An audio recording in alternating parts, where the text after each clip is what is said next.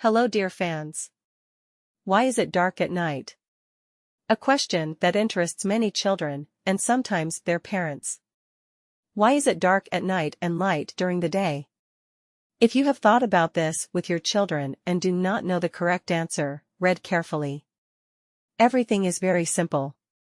It is noteworthy that from the very dawn of his existence, a person tried to give an explanation for such a phenomenon as the change of day and night.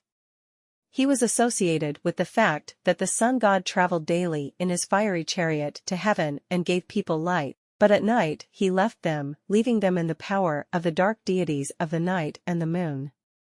Many legends associate the sun and moon with romantic stories, endowing them with human qualities and portraying them as unfortunate lovers doomed to eternal separation.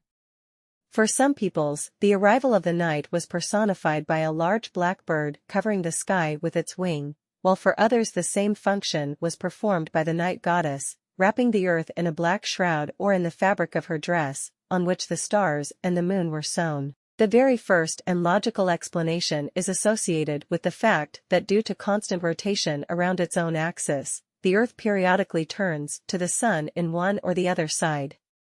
The side that is facing the luminary will be the one on which the day is at the moment. The opposite is not illuminated and therefore it is dark there.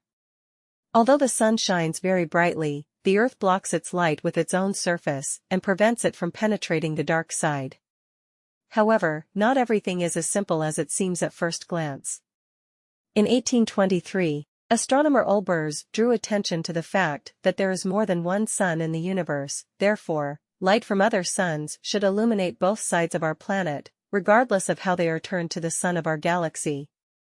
For a long time, many astronomers have tried to explain the Olbers paradox, putting forward hypotheses about protection from light by means of cosmic dust and other retarding factors. As a result, scientists came to the conclusion that the reason for the absence of constant illumination on Earth is its remoteness from numerous light sources. Most of the suns of other galaxies are located at a distance of more than 14 billion light-years, and the light from them simply has not yet had time to reach us. Those that are closer cannot create enough perceptible lighting. Thanks for watching.